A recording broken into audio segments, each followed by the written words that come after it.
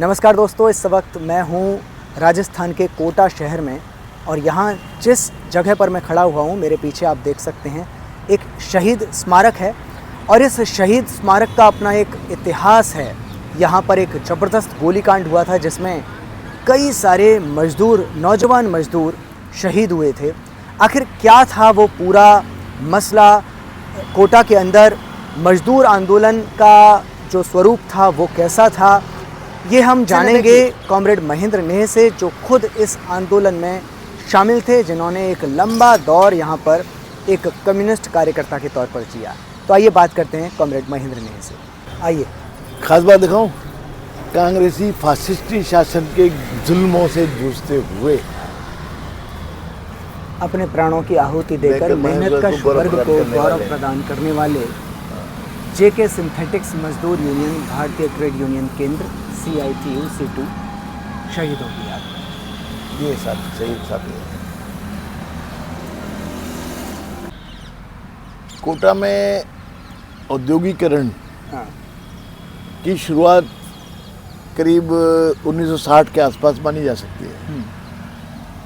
यहाँ पर कोटा में चट्टानें थी, बहुत ही जंगल थे चारों तरफ, और कोई चूँकि रजवाड़ों से निकल के राजाओं के राज से आया था, कोटा निर्मित हुआ था।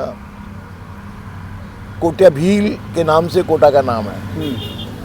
एक भील राजा था यहाँ पर कोट्या नाम से, उसको जो यहाँ के हाड़ा राजपूत थे जो खासतौर से बूंदी में राज्य करते थे, उन्होंने कोट्या भील को बहुत षड्यंत्र पूर्वक उनकी हत्या की। कोट्या भील फिर भी लड़े उन लोगों से पूरी से और शहीद हुए। मैं उसके बाद थोड़ा सा इसलिए कि मैं कोटा का इतिहास, शहीदों का इतिहास है, संघर्षों का इतिहास है, मैं चाहूँगा कि वहाँ से शुरुआत करूँ। क्योंकि उसी की परंपरा में मैं ये मानता हूँ कि ये जो जेके सिंथेटिक्स जो कारखाना सामने दिख रहा है, उस कारखाने के जो मजदूर थे उन्होंने किस तरह से संघर्ष किया और शहादत दी 8 साथियों ने, नौजवान साथियों ने, वो उस पुरानी कोटा की परंपरा से मैं जोड़ के आपको बताना चाहता हूँ। यहाँ पर जैसा कि मैंने आपको बताया कि कोट्या भील का राज था। भील आदिवासी मीणा शासक हुआ करते थे यहाँ के। बूंदी में मीणाओं का शासन था।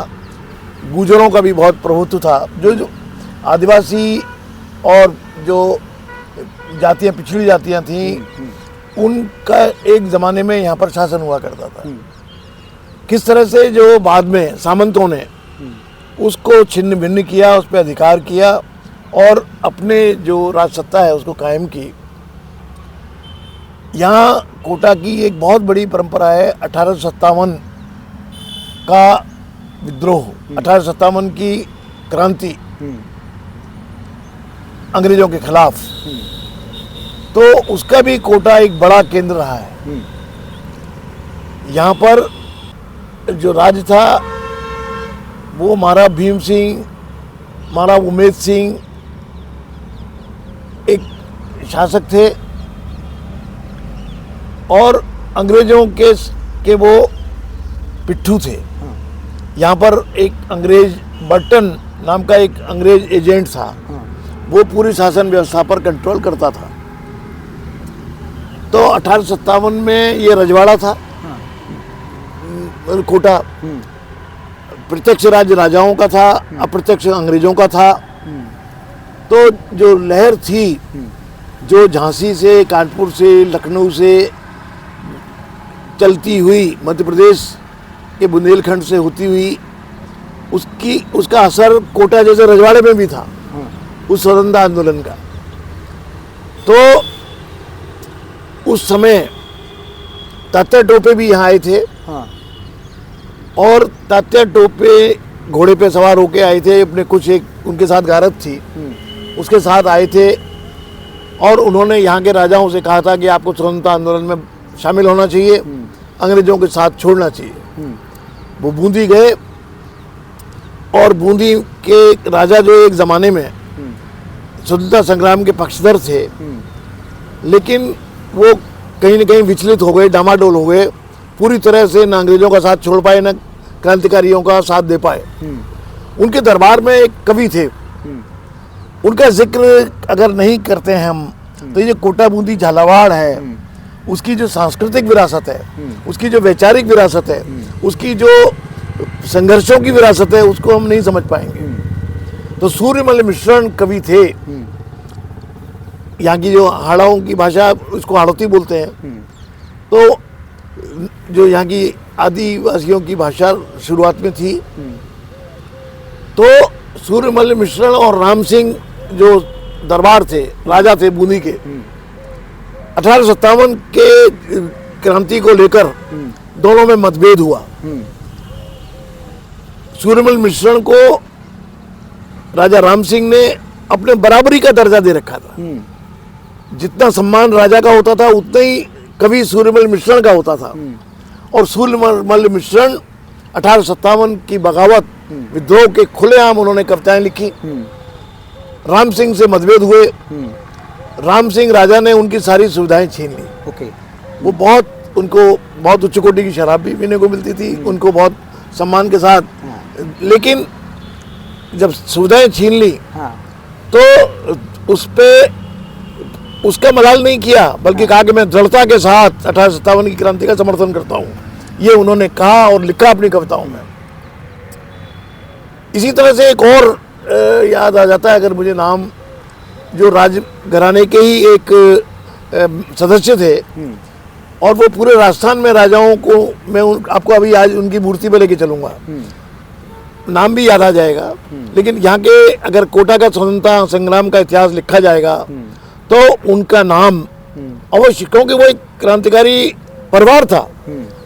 उनमें से एक उनके भाई ने, मैं वहीं चल के बताऊंगा, कि जो हार्डिंग्स आया था भारत में, उस पर बम फेंकने वाले वो थे, है ना। तो मैं आगे चलता हूँ कि 1857 में कोटा में मेहराब सिंह जो एक सेना की टुकड़ी के अध्यक्ष थे, कमांडर थे, और एक लाला जयदयाल जो कि राज्य में एक बड़े अधिकारी थे, लाला जयदयाल। इन दोनों के नेतृत्व में कोटा में ब्रिटिश राज और यहाँ का जो राजा का शासन था उसके खिलाफ विद्रोह हुआ, और पूरी जनता को उन्होंने लामबंद कर लिया। और यहाँ का जो प्रमुख बाजार है रामपुरा, उसमें और पूरे शहर पर कब्जा कर लिया, और जो राजा की सेनाएं थी उसको धकेल दिया। वो गढ़ जो है, गढ़ पैलेस, उसमें कैद हो गए, और करीब 1.5 महीने तक जनता का शासन 1857 में कोटा के पूरे जो क्षेत्र है, कोटा का नगर, कोटा के आसपास के गांव, उन पे क्रांतिकारियों का कब्जा रहा, क्रांतिकारियों का आधिपत्य रहा। बाद में इन्होंने चंबल के पार से करौली, क्योंकि इनका पारिवारिक संबंध था राजाओं का कोटा के, उन्होंने कुछ चंबल के पार से एक टुकड़ी करौली की बुलाई, और उस करौली की टुकड़ी ने चंबल पार करके गढ़ में आए, और फिर वहाँ से उन्होंने क्रांतिकारियों पर एक युद्ध हुआ आपस में, और उसमें करौली की जो सेना थी उससे पराजित हुए क्रांतिकारी। और क्रांतिकारियों ने उससे पहले गढ़ में घुसकर जो बटन था, उस बटन को पिस्तौल से उसका वध किया। इसी तरह से और भी अंग्रेज जिन्होंने बगावत का विरोध किया, उन्हें भी जो है, उनकी भी जो शहादत है अंग्रेजों की बनाई हुई, यहाँ पे उनकी कब्रें मौजूद हैं कोटा में। ये एक इतिहास की ओर में ले गया आपको। अब मैं सीधे आपको आता हूँ, ये औद्योगिक विकास जो 1960 के आसपास हुआ। जवाहरलाल नेहरू यहाँ आए थे, उन्होंने कोटा जो चंबल नदी है उसके ऊपर एक श्रृंखला बनी बड़े बड़े बांधों की, गांधी सागर डैम, जवाहर सागर डैम, और उसके बाद कोटा डैम, और कोटा डैम के बाद कोटा बैराज। तो उसका उद्घाटन करने के लिए जवाहरलाल नेहरू यहाँ पर आए थे, और तब से ही जो यहाँ पे उस चंबल नदी, जिसमें अथाह पानी चट्टानों के बीच बहता था और मध्य प्रदेश तक जाता था, उस पे बांध बनने के बाद ही कोटा में एक नई फिजा बनी, खेतों को पानी मिला, नहरों में नहरें निर्मित हुई बहुत बड़े स्तर पर। तो जहाँ पानी नहीं मिलता था पीने को, एक नवनीत जी कवि है मथुरा के, हाँ, उन नवनीत जी ने जब कोटा आते थे वो, हाँ, तो उन्होंने पंक्तियाँ लिखी थी कि लोटा बेच खाइए, हाँ, सोटा बेच खाइए, लंगोटा बेच खाइए, फिर जाइए देश कोटा में। हाँ। किस लिए कि यहाँ पानी नहीं नहीं है। था। लेकिन उसी कोटा में आज़ादी के बाद हाँ, और ये नेहरू सरकार के दौरान ये यहाँ पर बांध बने और यहाँ पर एक औद्योगिक विकास हुआ और भारी उद्योग उन यहाँ पे पनपे। सबसे पहले गोपाल मिल जो स्टेशन कोटा स्टेशन के पास में है, वो गोपाल मिल बनी। उसके बाद यहाँ पर जहाँ हम बैठे हैं भारी औद्योगिक क्षेत्र में, यहाँ पर जेके का सामने दिख रहा है जो एक नायलॉन फैक्ट्री थी। उस नायलॉन फैक्ट्री में मजदूरों की भर्ती की गई और उसके बाद यहाँ पर धीरे धीरे जिस तरह से जो कोई कानपुर से आने वाले जो पूंजीपति थे सिंघानिया परिवार, उन्होंने अकूत दोहन किया, बहुत शोषण किया मजदूरों का।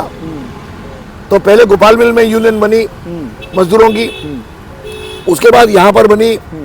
मालिकों ने हर चंद कोशिश की दमन करने की, चार्जशीट ऑफ वार्निंग रोज मिलती थी, रोज मजदूर निकाले जाते थे।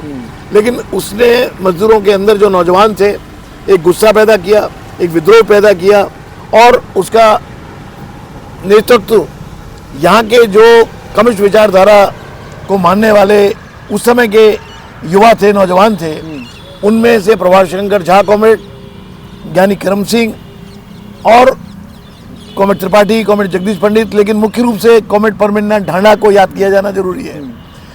कॉमरेड परमिंदर नाथ ढांडा एक क्रांतिकारी ट्रेड यूनिस्ट थे। उससे पहले वो स्टूडेंट फेडरेशन में एक छात्र नेता के रूप में उन्होंने एक लहर पैदा की नौजवानों में, छात्रों के बीच में। और यहाँ के बाद वो आंदोलन उन्होंने उदयपुर में उन्होंने ग्रेजुएशन वहाँ से किया था। वहाँ पर एक छात्रों का एक बहुत ज़बरदस्त संगठन और आंदोलन, परमिंदर ढांडा का ही अर्थ था दूसरा आंदोलन। तो कॉमरेड ढांडा के नेतृत्व में यहाँ पर खास तौर से, क्योंकि एक्शन में वैचारिक रूप से और तमाम चीज़ों से एक ताकत प्रभात शंकर झा जैसे साथियों की थी, लेकिन उसको रोज लड़ाइयों, नित्य पूंजीपति वर्ग से सुबह इकट्ठा होना, एक मजदूरों की और कुछ साम्यवाद को मानने वाले जो नौजवान थे वो इकट्ठे होते थे, वो किताबें पढ़ते थे, मार्क्सवाद पढ़ते थे जब समय मिलता था। लेकिन मुख्य काम था लड़ाई, आज क्या किया जाए कॉमरेडों। और वो इकट्ठे होते थे और निकल पड़ते थे कि आज इस फैक्ट्री पे चलना है, वहाँ के मजदूरों के बीच में जाना है और वहाँ पर संगठन बनाना है। और जैसे ही संगठन बनता था वैसे ही पुलिस के माफियाओं के, जो भाजपा बाद में बनी जनसंघ के जो पोषित गुंडे थे, जो मिल मालिक, उनको एक चमचा बोलते हैं ना कि ये चमचा यूनियन। तो हर जगह ये कोशिश की गई कि मालिकों के द्वारा कि जो स्थानीय गुंडे हैं या स्थानीय दक्षिणपंथी ताकतों से जो है संगठित लोग हैं, उनको यहाँ पर कारखानों में नौकरी दी जाए, जिससे वो जो टेररिस्ट हैं, जो आंदोलनकारी लोग हैं, जो कम्युनिस्ट हैं, उनके मुकाबला किया जाए, उन पर हमले किए जाएं। और ये काम बदस्तूर हर कारखाने में होता था, लेकिन उनसे संघर्ष करते थे, लड़ते थे। और इसमें मुख्य रूप से जनसंघ के जो लोग थे, आरएसएस के जो लोग थे, वही मुख्य रूप से मालिकों के साथ खड़े होते थे और उनसे हमें संघर्ष करना होता था। यही इस गेट पर जहाँ हम बैठे हैं, उसी गेट पर एक गुंडा था, राजस्थान बंद की अपील थी और मजदूर इकट्ठे हुए थे। ये घटना में आपको, ये जो जेके का जो गोलीकांड हुआ मजदूरों पर, उसके कुछ समय की बात की घटना बता रहा हूँ कि एक देवी शंकर नाम का गुंडा था, वो हड़ताल तोड़ने के लिए, पीछे मल्टी मेटल फैक्ट्री है, वहाँ पर उसने हथियारबंद लोग इकट्ठे खड़े कर दिए। खुद यहाँ पहुँच गया, बोला कि मैं विसिल बजाऊंगा और तुम लोग हमला करने आ जाना। लेकिन वो हमला कर पाते इससे पहले ही मजदूरों ने उस पर हमला कर दिया। वहीं उसकी इसी गेट के पे उसके निधन हो गया। और हमारे 8 जो साथी थे उस समय के लड़ाकू साथी, उन 8 साथियों पर, जिसमें विजय शंकर झा भी कॉमरेड थे, नेतृत्वकारी साथियों में से, जिन पे उम्र कैद का मुकदमा चला और बाद में आपातकाल घोषित हो गया तो उसमें भी उन पर मीसाई और DIR के मुकदमे लगा दिए गए। खैर, मैं लौटता हूँ इस गेट पर जहाँ हम बैठे हैं, वहाँ पर लगातार अपनी मांगों के लिए, बोनस की मांग के लिए, जो अंदर गैस लगती थी तो दूध और गुड़ की मांग के लिए, ड्रेस पहनने के लिए मजदूरों की उसकी डिमांड, कपड़े के लिए, साइकिल अलाउंस के लिए, ये तमाम जो है संघर्ष करते थे। हालांकि उस दौर में कुछ मिल नहीं पाया, लेकिन संघर्ष तेज होता गया। तो 1971 में जब श्रीमती इंदिरा गांधी प्रधानमंत्री थी इस देश की, उन्होंने एक कानून पारित किया संसद में। वो कानून था कि बोनस जो है मजदूरों को मिलने वाला, उसकी सीमा 20% कर दी जाए। उससे ऊपर जो है कोई भी मालिक मजदूर को 20% नहीं दे सकता, न मजदूर को अधिकार है 20% कानूनी 20% से अधिक। उसको लेकर यहाँ जो JK के मजदूर यूनियन थी, JK सिंथेटिक्स मजदूर यूनियन, उन्होंने विचार विमर्श किया और उन्होंने कहा नहीं, अगर मालिकों के मुनाफे की कोई सीमा नहीं है तो मजदूरों के बोनस की सीमा नहीं हो सकती और हम इस कानून को तोड़ेंगे। यहाँ पर उन्होंने आंदोलन किया कि चाहे 1 रुपये अधिक दो 20% से ऊपर, लेकिन हम जो है इस कानून को तोड़ेंगे, ये गलत है, मजदूर विरोधी कानून बना हुआ है। तो उसके लेकर यहाँ मीटिंग हो रही थी। उस मीटिंग में JK के जो मालिक थे, जो प्रबंधक थे, उन्होंने एक यहाँ पर DIG था गुमान सिंह भाटी, उस गुमान सिंह भाटी को बुलाया। उसने मजदूरों की सभा में बिना कोई चेतावनी दिए अंधाधुंध गोलियां चलाई मालिकों के कहने से, और उस गोली कांड में हमारे तमाम मजदूर घायल हुए। ये जो स्थल आप देख रहे हैं, ये स्थल मजदूरों, घायल और मरे हुए मजदूरों की लाशों से पट गया और 8 शहीद जिनका यहाँ नाम है आप देख रहे हैं। अमर शहीद comrade Ghanshyam, comrade Madan Lal, comrade नौलख चंद, comrade Daulat Ram, comrade Lalchand, comrade लाला राम, कॉमरेड मनन जी और कॉमरेड राम नारायण। इनकी उम्र आप देखेंगे 20 वर्ष न्यूनतम से 25 वर्ष अधिकतम आयु थी, उनकी आयु थी।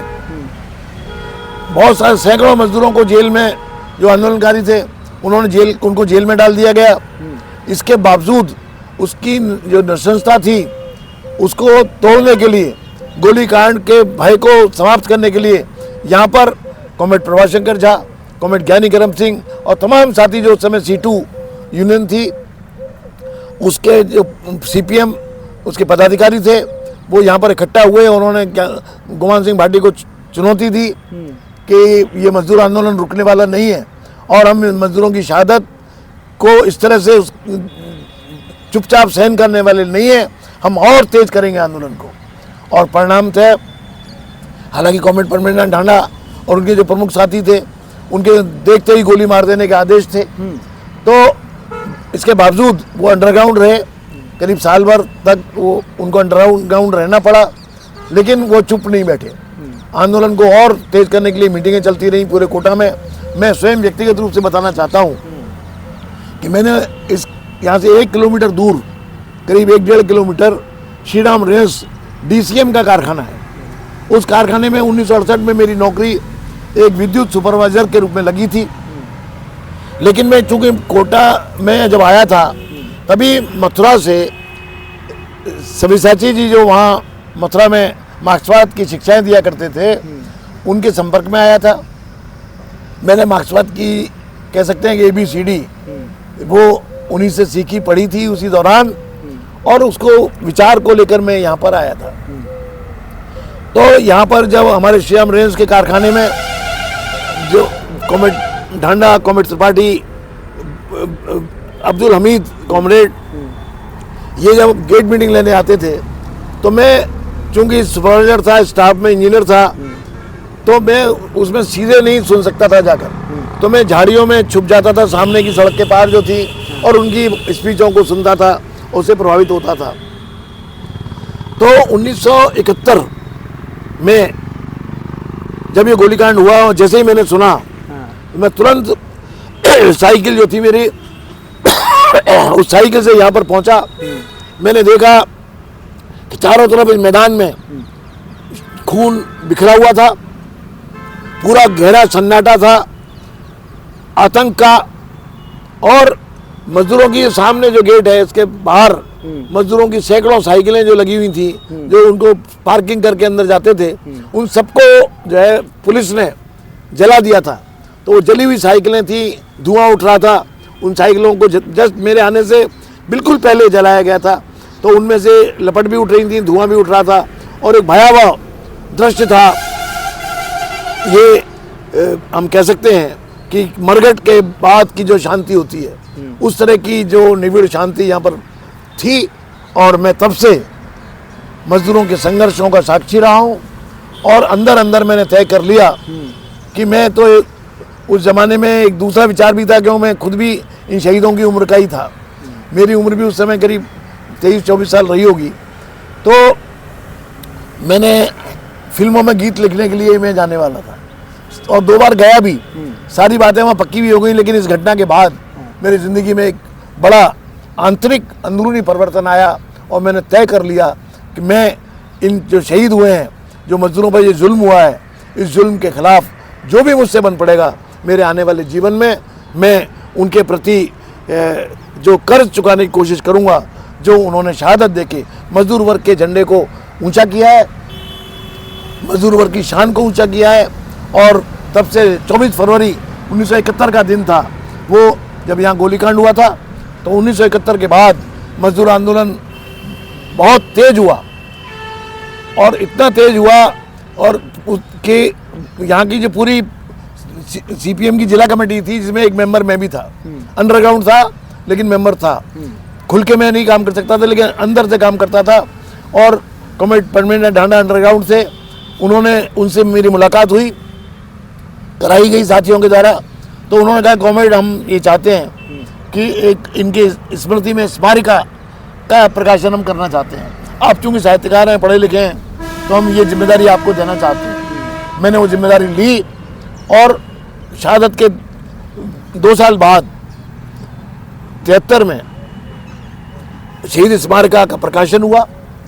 और वो शहीद स्मारिका के ज़रिए लोगों को मालूम पड़ा, पूरे देश में वो गई।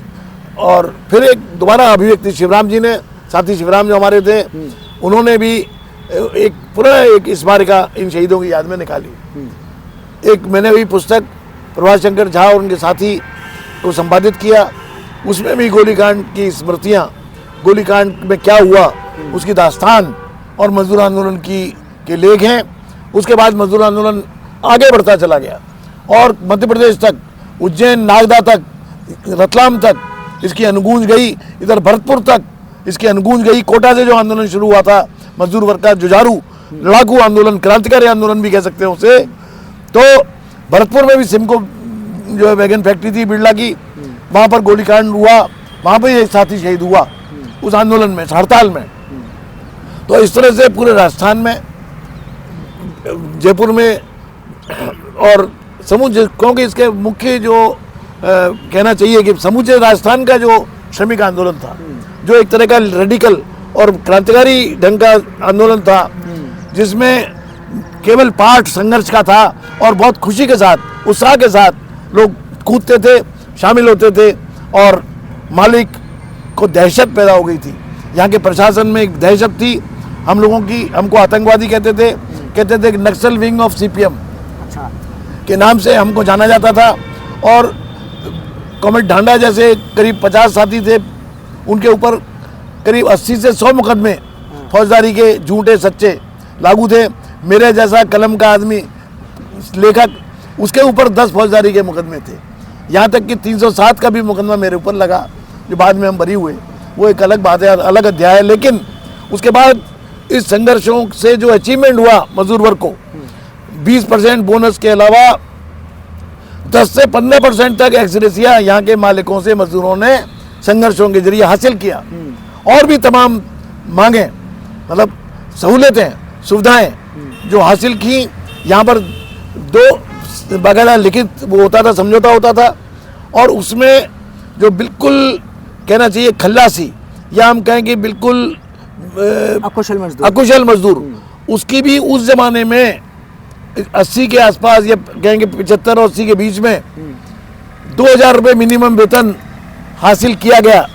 2000, आप कल्पना कर सकते हैं उसकी कि वो कितनी बड़ी रकम हुआ करती थी। तो उस न्यूनतम वेतन से आदमी घुसता था अंदर, और उसको अंदर कारखाने में तमाम निरंतर जो है संघर्ष चलते थे, निरंतर मांग पत्र दिए जाते थे, वार्ताएं होती थी। और उसमें जैसा कि मैंने बताया कि साइकिल अलाउंस, मोटरसाइकिल अलाउंस, घर का किराए का अलाउंस, और हमने यहाँ पर उसी आंदोलन की ताकत पर 10 कोटा के जो बड़े बड़े मोहल्ले थे जहाँ पर कच्ची बस्तियाँ थीं, उन कच्ची बस्ती फेडरेशन हमने बनाया, और कच्ची बस्ती फेडरेशन के जरिए 10 बस्तियाँ बसाईं। उनमें 5 रुपये के पट्टे पर यूआईटी से हमने मजदूरों को मकान, ज़मीन दिलाई, प्लॉट दिलाए। और ये बात कहना इसलिए ज़रूरी है कि जो हमारे नेतृत्वकारी साथी थे, उनके चारों तरफ लाल सलाम करने के लिए कि अच्छा पट्टा मिल जाए, अच्छी ज़मीन मिल जाए, लोग करते थे और हमारे लिए बहुत ज़मीनें घेर लेते थे। लेकिन हमने तय किया हुआ था 1 इंच ज़मीन हम नहीं लेंगे, मजदूरों के लिए ही है। आज वो मोहल्ले बसे हुए हैं, वहाँ पर क्रांति लेन भी है, जो कि अब करीब करीब प्रतिक्रांति लेन में या संशोधनवादी लेन में बदल चुकी है। ये अगला इतिहास है, अगला चरण है। लेकिन मैं अभी फिलहाल इस बात को करते हुए ये कहना चाहता हूँ कि इसका असर केवल राजस्थान में नहीं, दूसरे प्रदेशों में भी हमारी जीत की खबर पहुंची। और एक बात और जोड़ना चाहता हूं कि बंगाल में सीपीएम की सरकार थी, केरल में सरकार थी, त्रिपुरा में सरकार थी। तो बंगाल में जब C2 का सम्मेलन होता था, ऑल इंडिया या दूसरे जो सम्मेलन हुआ करते थे, उनमें जब हमारे कोटा के साथी जाते थे, बातचीत होती थी कि बोनस कितना मिलता है, तो हमारे साथी कहते थे 20% प्लस 15% एक्सग्रेसिया। तो वो कहते थे हमारे तो 8.33 मिलता है, हमारे तो वाम मोर्चा सरकार है, आपको इतना कैसे मिलता है, वहाँ तो भाजपा कांग्रेस की सरकार है। तो उससे ये कहा गया नेतृत्व के द्वारा सीपीएम के कि ये ऐसी खबरें आपके साथियों से बोल दो कि यहाँ नहीं फैलाएं, इससे हमारे साथियों में पश्चिमती पैदा होती है पश्चिम बंगाल के। तो वो अपनी गुणगान जो है, जो उनकी उपलब्धियाँ हैं, उनको उपलब्धियों को यहाँ नहीं गिनाएं, वरना हमारे साथी छोड़ कर C2 चले जाएंगे, मजदूर वर्ग छोड़ देगा। ये भी एक छोटा सा मैं एक उदाहरण दे रहा हूँ कि उस समय जो कुछ हासिल किया गया इस शहादत के बल पर, उसको बहुत लंबे समय तक कायम रखा गया। लेकिन फिर संशोधनवाद पैदा हुआ सीपीएम में, C2 में, और संशोधनवाद के जरिए पूरा आंदोलन को तहस नहस कर दिया गया, मालिकों की झोली में डाल दिया गया। और ये आप देख रहे हैं कि आज जो एक चमन था, शहीद मैदान कहलाता था, वहाँ पर किस तरह झाड़ झंखाड़ उगाए हैं। ये हमारी कहना चाहिए कि जिस फेस को हम जी रहे हैं, वो फेस एक बहुत मजदूर वर्ग के लिए पराजित करने वाला, उसमें पश्चिमती करने वाला है। लेकिन आज भी उसकी विरासत में कहना चाह रहा हूँ, उस आंदोलन की, जैसे राजे महाराजाओं के खंडर बताते हैं कि उनका राज है, उनके महल जो दुमहल जिन्होंने होटल खोल दिए, वो उनकी विरासत है। लेकिन हमारी विरासत ये है कि आज भी कोटा अंचल के मजदूरों में वो आग, विद्रोह की आग, संघर्ष की आग, क्रांति की आग बुझी नहीं है। और वो आज भी, हम भले ही छोटी संख्या में हों, लेकिन हम लड़ते हैं। और वो हमारे लड़ने के पीछे वो पूरा इतिहास है, वो पूरी परंपरा है जो हम कायम किए हुए हैं। जैसे भी करें, लेकिन वो जिंदा है। शुक्रिया। एक सवाल और आपसे करना था कि जब भारत आज़ाद हुआ था, उस समय पे भारत में मध्य वर्ग नाम की चीज़ लगभग ना के बराबर थी, और धीमे धीमे करते करते अगले करीब 50-60 सालों के अंदर ये मध्य वर्ग बहुत तेज़ी के साथ बढ़ा, और आज भी एक बहुत बड़ी संख्या में लोग मध्यवर्गीय हैं, और उन्होंने ज़िंदगी के तमाम किस्म के सुख भोगे हैं। और मेरा मानना है कि उन सुखों को भोगने के लिए इस तरह के तमाम आंदोलन, मजदूर आंदोलन, बहुत बड़ा महत्व उनका है, बहुत बड़ा किरदार है उनका। क्या लगता है, जब लोगों को इसके बारे में नहीं पता होता है कुछ भी, किसे इसका दोषी मानते हैं कि ये खबरें, ये बातें आज के समय में लोगों के जहन में नहीं है, उनकी यादों में भी नहीं है, और वे बिल्कुल एक अलग ही किस्म की मानसिकता के साथ जीते हैं। या तो वे ये सोचते हैं कि मजदूर आंदोलन वगैरह को या तो वे गालियाँ देते हैं, या तो वे ये सोचते हैं, इतने निराश होते हैं कि वे सोचते हैं इससे कुछ होगा नहीं। आपको क्या लगता है, आपको क्या कहना है, क्या संदेश, क्या मैसेज आप उन लोगों तक देना चाहेंगे जो ऐसी सोच रखते हैं, या उनकी जो अभी वर्तमान पीढ़ियां हैं उनको आप क्या सोचते हैं, क्या अपना मैसेज देना चाहेंगे? मेरा मानना ये है कि कोई भी बड़ा संघर्ष, हाँ, कोई भी बहुत बड़ा आंदोलन अपने समय में इतिहास में अपनी छाप छोड़कर जाता है। तो हमारी जो विरासत है मजदूर आंदोलन की, विरासत है कम्युनिस्ट आंदोलन की, वो उसकी लौ मध्यम हो सकती है लेकिन वो बुझ नहीं सकती, और उसके लिए प्रयास बिल्कुल जीरो हो गए हों, उसके लिए कोशिशें बिल्कुल पश्चिमती आ गई हो। मध्य वर्ग की बात अलग है। मध्य वर्ग के लोग जब आए हमारे साथ कि हमें इनके कॉमरेडों के साथ रहेंगे तो नौकरी मिल जाएगी, क्योंकि हम मजदूर वर्ग की जितनी भी यहाँ भर्ती होती थी, हमने मालिकों से कह दिया था कि आपके द्वारा जो जनसंघ के पाले हुए लोग आप लेके आते हैं आरएसएस के, उनकी भर्ती हम नहीं होने देंगे। हमारे जो मजदूर वर्ग है उसमें से आप भर्ती करिए। तो हमने नियंत्रण किया, और हमारे यूनियन के नियंत्रण में जो भर्तियां हुई, हालांकि संघर्ष चलता रहता था, मालिक तो मालिक है, वो फिर भी नहीं मानता था। हाँ। लेकिन इससे एक बात निकल के आ रही है, वो ये है कि लड़ाई प्राइम है। हाँ। लड़ाई और पढ़ाई। हाँ। बुद्धिजीवी पढ़े लिखे लोग हैं, हाँ। वो पढ़ाई ज़्यादा करते हैं, हाँ। और लड़ाई की बातें करते हैं, और जब तक उनकी मध्यवर्गीय सुविधाएं सुरक्षित रहें तब तक तो वो बहुत बड़े कॉमरेड हैं, बहुत बड़े क्रांतिकारी हैं। लेकिन अगर सुविधाएं छीनने लग जाएं तो उनका असली चेहरा सामने आ जाता है। हालांकि मैं पूरे मध्य वर्ग को दोषी नहीं मानता।